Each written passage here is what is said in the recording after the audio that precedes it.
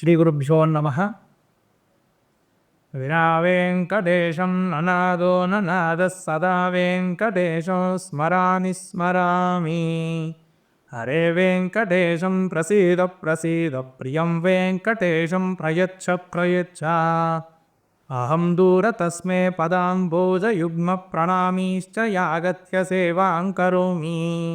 సకృత్సేవయా నిత్యసేవా ఫలం త్వం ప్రయచ్చ ప్రయచ్చ ప్రభో వెంకటేశ. అజ్ఞానినా మయా ఘోషాన్ అశేషాన్ విహితాన్ హరే. క్షమస్తత్వం క్షమస్తత్వం శేషశైలశిఖామణే. ఓం శ్రీం క్లీం నమో వెంకటేశాయ. భక్తుల హరి ప్రేక్షకులందరికీ కూడా ధనుర్మాసం వెంకటేశ్వర స్వామి సంపూర్ణమైన ఆశీస్సులు మీ అందరికీ ఎల్లవేళలా ఉండాలని ఆకాంక్షిస్తూ, మనకు వరాహ పురాణం లోపల దేవాలయంలో ఏ విధంగా నడుచుకోవాలి, దేవాలయంలో మనమందరం ఏ విధంగా ప్రవర్తించాలి అన్నది వరాహ పురాణం లోపల 8 ప్రమాణ వ్యాఖ్యలు చక్కగా వివరించడం జరిగింది. అన్నీ కూడా చాలా వరకు మనకు తెలిసినవే అయినప్పటికీ కూడా ఏవైనా తెలియని నియమాలు ఉంటే వాటిని సరిదిద్దుకొని మనం భగవంతుని దేవాలయం లోపల చేసే చిన్న చిన్న తప్పులన్నీ కూడా సరిదిద్దుకొని భగవంతుని సంపూర్ణమైన అనుగ్రహం పొందడానికి ఈ వీడియో మీకు ఉపయోగపడుతుందని నేను ఆశిస్తున్నాను. అయితే వరాహ పురాణం లోపల ఉన్న 8 వ్యాఖ్యల లోపల 8 ప్రమాణ వ్యాఖ్యలు ఉన్నాయి. అందులో మొదటిది, యానైర్వా పాదుకైర్వాపి గమనం భగవద్గృహం దేవోత్సవ అసేవాచ అప్రణామ స్తదగ్రత. స్తదగ్రత అయితే మొదటి వ్యాఖ్యం ఏమిటంటే, యానైవా పాదుకైర్వాపి, భగవంతుని దేవాలయం దూరంగా ఉంటే పర్వాలేదు, కానీ దగ్గరగా ఉన్నట్లయితే పాదుకైర్వాపి, పాదుకలు కూడా ధరించి భగవంతుని ఆలయానికి వెళ్ళడానికి వీల్లేదు. దూరంగా ఉంటే వెళ్ళి అక్కడికి వెళ్ళి పాద ప్రక్షాళన చేసుకొని వెళ్ళడం ఓకే, కానీ దగ్గరగా సమీపంలో ఉన్నట్లయితే పాదుకైర్వాపి వాహనం కూడా గమనం భగవద్గృహం, అంటే మనం వెళ్ళే వాహనం కూడా భగవంతుని ఆలయానికి తీసుకుని వెళ్ళడానికి వీలేదు దగ్గరగా ఉన్నట్లయితే. దూరంగా ఉన్నట్లయితే వేరే విషయం.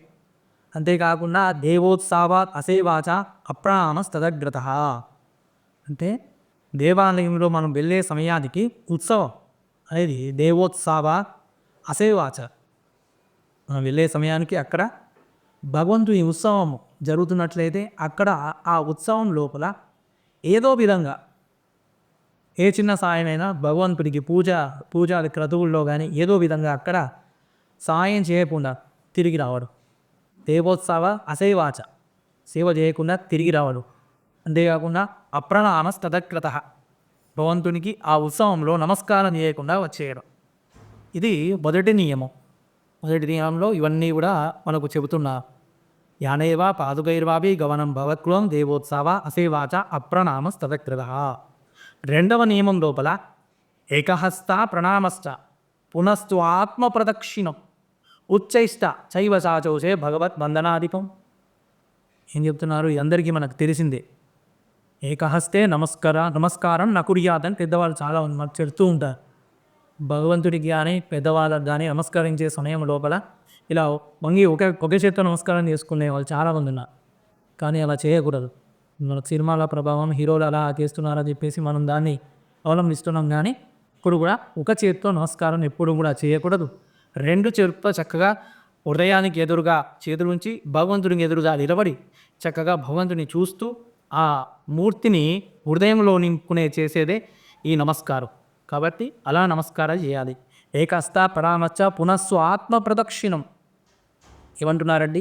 ఆత్మ ప్రదక్షిణం. ఆత్మ ప్రదక్షిణం అనేది భగవంతుని, అంటే మనం సాక్షాత్తు భగవంతుని దగ్గరికే వెళ్తున్నాం కాబట్టి అక్కడ భగవంతుని చుట్టే తిరగాలి. అంతే తప్పితే అక్కడ ఆత్మ ప్రదక్షిణం చేయడానికి లేదు. ఇంట్లో ఉన్నాం అనుకోండి, ఇంట్లో ఆత్మ ప్రదక్షిణం చేయవచ్చు. కానీ భగవంతుని ఆలయంకి వెళ్ళినప్పుడు స్వామికి పుష్పం చూపిస్తూ ఆత్మ ప్రదక్షిణం చేయడానికి వీల్లేదు. కాబట్టి అక్కడ సమయం లేనట్లయితే కనీసం ఒక ప్రదక్షిణమైనా చేయండి, అంతేగాని ఆత్మ ప్రదక్షిణం చేయడానికి వీల్లేదు. అంతేకాకుండా ఉచ్చిష్ట శైవ సాచోచే భగవత్ వందనాధికం. ఉచ్చిష్ట శైవ అశౌచి, అంటే అశౌచంతో ఉన్న ఎంగిలి చేతితో భగవంతుడికి నమస్కారం చేసుకోకూడదు. అశోద్రంతో ఉన్న చేతులతో కానీ ఎంగిలి చేతులతో కానీ భగవంతుడికి నమస్కారాలు చేసుకోకూడదు. ఒక చేతితో ప్రసాదం నీతో ఒక చేతితో నమస్కారాలు చేసుకోకూడదు. అలాగే ఇతర పదార్థాలు సేవిస్తూ కానీ చేతికి ఏదైనా అశౌచం ఉన్నా కానీ ఆ చేతులు ప్రక్షాళన వేసుకొని నమస్కారం చేసుకోవాలి. అదేవిధంగా మూడవ నియమం కనుక చూసుకున్నట్లయితే పాద ప్రసారణం చాగ్రే తథా పర్యంక బంధనం శయనం భోజనం చైవ మిథ్యో భాషణమేవచ. పాద ప్రసారణం చాగ్రే తథా పర్యంక బంధనం అంటే మోకాళ్ళు కనిపించేటట్టుగా వస్త్రాలు ధరించి భగవంతుని ఎదురుగా కాళ్ళు ఊపుతూ కూర్చోకూడదు. ఎప్పుడైనా ఇలా ఉండాలి. ఎప్పుడు కూడా భగవంతుడికి నిండు వస్త్రాలతో ఎదురుగా వినిపించాలి. వీపు కానీ పాదాలు మోకాలు చాలామంది ఇలా లుంగి పైకి కట్టేసి ప్రదక్షిణాలు చేస్తూ ఉంటారు. అలా చేయడానికి వీలు లేదని చెబుతున్నారు. అదేవిధంగా పాద ప్రసారణం సాధ్యే తథా పర్యంక బంధనం శయనం భోజనం చైవ. భగవంతుడికి ఎదురుగా ఉన్న నీలో పడుకోకూడదు. ఎంత కొన్ని మధ్యాహ్నం సమయానికి వచ్చినా లేదంటే మీరు ఏదైనా కార్యం నిమిత్తం నిద్ర చేయడానికి వచ్చినా భగవంతుని ఆలయం సమీపంలో కాస్త దూరంగా పడుకోవాలి, కానీ భగవంతుని ఎదురుగా ఎప్పుడు కూడా పడుకోకూడదు. భోజనం చైవ భోజనం కూడా చక్కగా విస్తారం వేసుకొని భగవంతుని ముందు వేసుకొని భోజనం చేయడానికి వీళ్ళే. శయనం భోజనం చైవ మిథ్యో భాషణమేవచ. ఒకరితో ఒకరు పరస్పరము మాట్లాడుకోకూడదు లౌకిక విషయాల గురించి. అంతేకాకుండా ఉచ్చై భాష వృధా జల్పో, 4వ నియమం చెప్తున్నారు. ఉచ్చై భాషో వృధా జల్పో రోదనం చైవ విగ్రహం. ఉచ్చై భాష వృధా జల్పో, ఉచ్చై భాష గట్టిగా అరుస్తూ మాట్లాడడం. వృధా జల్బో అనే పనికిరాని లౌకిక విషయాల గురించి ఒకరితో ఒకరు మాట్లాడుకుంటూ ఉండడం. మాట్లాడనే తప్పు అంటే దాని ఇంకా ఫోన్లో మాట్లాడుకోవడం ఇంకా తప్పు. కాబట్టి అలా లౌకిక విషయాల గురించి భగవంతుని చెంతకు వెళ్ళినప్పుడు ఆ విషయాలు పనికిరా ఏవైతే విషయాలు అవన్నీ కూడా విడిచిపెట్టి మనం భగవంతుని నందు ధ్యాస ఉంచాలి. కాబట్టి ఈ నియమాలు చెప్తున్నారు. రోదనం చైవ విగ్రహం అంటే రోదనం కూడా చేయకూడదు. అంటే ఏదైనా కష్టాలన్నీ చెప్పుకొని భగవంతుని ముందు మనం చాలామంది చూస్తుంటాం ఏడ్చేవాళ్ళు. అలా అస్సలు ఏడవకూడదు భగవంతుని ముందు. మనం భగవంతుని ముందు సంతోషంగా భగవంతుని యందు దృష్టి కేంద్రీకరించి సంతోషంగా ఉండాలి తప్పితే ఇటువంటి క్రియలు చేయకూడదని చెప్తున్నారు. ఓదరం చైవ విగ్రహం నిగ్రహానుగ్రహో చైవ శ్రీసు సాకూత భాషణం. నిగ్రహం తప్పి ఏదైతే ఓపిక ఉందో దాన్ని కోల్పోయి గట్టిగా అరుస్తూ ఒకరితో ఒకరు పోచాడుకుంటూ ఉండడం, మాటల ద్వారా ఒకరికొకరు అరుస్తూ ఉండడం. నిగ్రహానుగ్రహో చైవ స్త్రీషు సాకూత భాషణం. స్త్రీలతో పరిహాసరాడుతూ ప్రగల్భాలు పలకడం. అంతేకాకుండా సాభూత భాషణము అంటే ఏమిటంటే ప్రతిజ్ఞ చేయడం. ప్రగల్భాలు పలుకుతూ నేను నీకు ఆ రకంగా సాయం చేస్తాను, ఈ రకంగా సాయం చేస్తానని అనవసర ప్రతిజ్ఞలు అనేవి చేయరు. అదేవిధంగా అశ్లీల కథనం చైవ అన్యతో వాయు విసర్జనం కంబలావరణం చైవ పరనింద పరస్తుతి. అశ్లీల కథనం చైవ అశ్లీల కథనాలు స్త్రీలతో ఇంతకుముందు చెప్పినట్టుగా అటువంటి భావగర్భితమైన ప్రకటనలు చేయడం, అశ్లీలమైన మాటలు మాట్లాడుకుంటూ ఉండడం. అదేవిధంగా వాయు విసర్జనం, అపాన వాయువులు ఏమైనా ఉంటే మనం ఆ సమయానికి మనకు తెలుస్తుంది కాబట్టి బయటకు వెళ్ళి దాన్ని పూర్తి చేసుకొని కాలు కట్టుకొని రావాలి. అంతే తప్పితే అక్కడ భగవంతుని ఎదురుగా ఉండి వాయు విసర్జనం అపాన వాయువులు వదలకూడదు. అంతేకాకుండా కంబలావరణం చేయవ పరనిందా పరస్తుడి. కంబలావరణం చేయవ అంటే చలి ఎక్కువగా ఉందని చెప్పేసి చక్కగా నిండైన వస్త్రాలు గట్టిగా కప్పుకొని భగవంతుని యందు షాలువలే కానీ స్వెటర్లే కానీ ఇటువంటివన్నీ కూడా వేసుకొని భగవంతుని యందు భక్తి అలా తిరగకూడదు. ఎలా ఉండాలి? భగవంతుని దగ్గరికి వచ్చినప్పుడు అవన్నీ కూడా విడిచిపెట్టి ఉండాలి. కేవలం సామాన్యమైన దుస్తులు ధరించి ఉండాలి. ఒకవేళ చలి ఎక్కువగా ఉన్నట్లయితే పురోహితుడు కానీ మాలాంటి వాళ్ళు ఏం చేయాలి? యజ్ఞోపవీతం వేసుకున్నట్టుగా ఆ వస్త్రాన్ని ఏదైతే ఉత్తరం ఉంటుందో దాన్ని ఎడమవైపు వేసుకొని కుడి చేయి బయట కనిపించేలా ఉండాలి. కాబట్టి ఈ విషయాలన్నీ గ్రహించాలి మనం. కంబలావరణం చేయవ పరనింద పరస్తుతి. 2 విషయాలు చెప్పారు. పరనింద పరస్తుతి. ఇతరులను ఎప్పుడు కూడా నిందించవద్దు అక్కడ దేవాలయంలో. పరస్తుతి అలా అని చెప్పేసి ఇతరులను ఎవరిని కూడా పొగడకుండా ఉండాలి. అక్కడ ఎవరిని కూడా పొగడకూడదు, ఎవరిని పొగడకూడదు. అంతేకాకుండా ఎవరిని నిందించకూడదు. శబ్దో గౌనోపచారశ్చ 6వ నియమం చెప్తున్నారు. శబ్దో గౌనోపచారశ్చ అన్య నివేదిత భక్షణం తత్కాలోద్భవానంచ ఫలాదీనం అనర్పణం. ఏమన్నారు? శక్తికి ఎందైతే శక్తి ఉందో ఆ శక్తికి తక్కువగా సాయం చేయకూడదు. ఏదైనా మనకు ఎంత శక్తి ఉందో ఆ శక్తికి మించి సాయం చేయకూడదు, శక్తికి తక్కువ సాయం చేయకూడదు. అంటే ఇప్పుడు చక్కగా నా దగ్గర నేను చక్కగా కోటీశ్వరం అనుకోండి, నా దగ్గర చక్కగా డబ్బులు బాగా ఉన్నాయనుకోండి, నా డబ్బులకు తగ్గట్టుగా నేను దాన ధర్మాలే కానీ భగవంతుని పూజ క్రతువులే కానీ నిర్వహించాలి. అలా కాకుండా నేను పేదవాడిని అనుకోండి, నా నా పరిస్థితిని నా ఇంటిని నేను దాన్ని దృష్టిలో ఉంచుకొని నేను ఆ ధన ధర్మాలకు పూజాది క్రతువులకు దాన్ని ఆ ద్రవ్యాన్ని వినియోగించాలి. అలాగే సప్తో గౌణోపచారస్య అన్య నివేదిత భక్షణం. ఊళ్ళో కూర్చొని అన్య నివేదిత భక్షణం అంటే వేరే పదార్థాలు ఏవైతే ఉన్నాయో అవి భగవంతునికి సమర్పించకుండా భోజనం చేయడం, భక్షణం చేయడం, అది కూడా దోషం. తత్తత్కాలోద్భవానంచ ఫలాదీనం అనర్పణం. తత్తత్కాలోద్భవానంచ ఫలాదీనం అనర్పణం. మనం ఏవైతే మన ఇండ్లలో పూలు ఉన్నాయో, పూలు కానీ పండు కానీ మనం చక్కగా మన ఇంట్లో పెరట్లో పూసిన పూలు కానీ అవన్నీ కూడా భగవంతుడికి సమర్పణ చేయకుండా మనం ధరించడము తప్పే. అంతేకాకుండా చాలామంది ఏం చేస్తారంటే గుళ్ళలో ఉన్న పూలు తీసుకెళ్ళి ఇంట్లో దేవతార్చనకు వినియోగం చేస్తారు. లేదంటే మనం ఇంట్లో పూజ అంటే ఇంట్లో మనం జడకు అల్లుకున్న పూలు కానీ ఏవైనా మిగిలితే అవి తీసుకొని వచ్చి గుళ్ళో ఇస్తుంటారు. అది చాలా దోషం. కావాలంటే ఇప్పుడు తిరుపతిలో కూడా రాసి ఉంటుంది చక్కగా భగవంతుని దేవత అక్కడ పైన కొండపైన ఉన్న పూలన్నీ కూడా భగవంతుడికే కాబట్టి అది చక్కగా రాసి పెడతారు ప్రతి మానవీయులన్నిట్లలో కూడా. కాబట్టి భగవంతుని దగ్గర ఉన్న పూలు కానీ ఏవైతే ఉన్నాయో పుష్పించిన పూలు అవి ఇంటికి తీసుకోవడానికి వెళ్ళారు. అంతేకాకుండా మనము స్వయంగా మా ఏదైతే ఉన్నదో ఉచ్చిష్టం అవుతుందన్నమాట. మనం ధరించగా తీసుకెళ్ళిన పూలు భగవంతునికి సమర్పిస్తే. అలాగే వినియుక్త విశిష్టస్య ప్రధానం వ్యంజనాదిషు పుష్టీకృత్యాసం సేవ పరవేశ అభివాదనం అంటున్నారు. వినియుక్త విశిష్టస్య ప్రధానంచ వ్యంజనాభిషు. ఇవే ఇంతకుముందు చెప్పింది. వినియుక్త విశిష్టస్య ఏవైతే మనం వినియోగించిన పుష్పాలు ఉన్నాయో అవన్నీ కూడా భగవంతునికి సమర్పించడం, అది దోషం.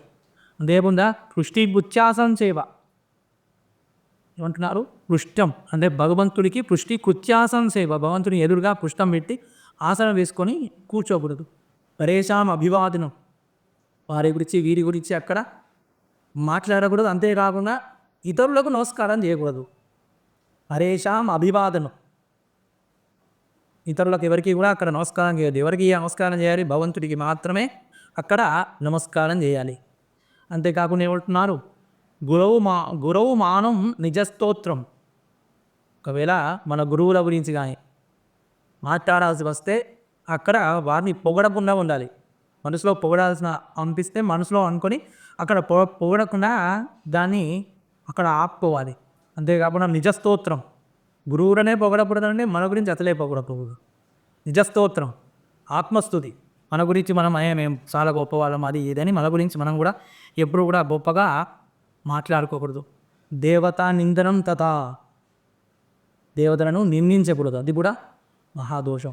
అంతేకాకుండా అపచారస్తథా విష్ణు ద్వాత్రింశత్ పరకీర్తిత, అపరాధస్తథా విష్ణు ద్వాత్రింశత్ పరికీర్తిత. ఈ 32 నియమాలు ఇవన్నీ కూడా ఆలయం లోపల ఎవరైతే ఈ నియమాలు మనం పాటించి ఉంటున్నారో భగవంతుడికి వారందరికీ కూడా సంపూర్ణమైన ఆశీస్సులు, దేవాలయానికి వెళ్ళిన సంపూర్ణమైన ఫలితం దక్కుతుంది.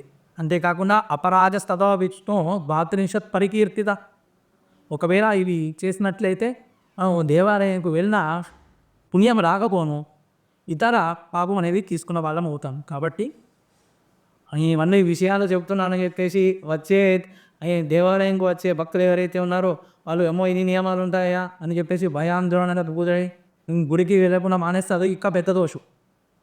ఏం చేయాలి? స్పృహలో ఉండాలి. భగవంతుని ఆలయం వెళ్ళినప్పుడు ఏ విధంగా ఉండాలి?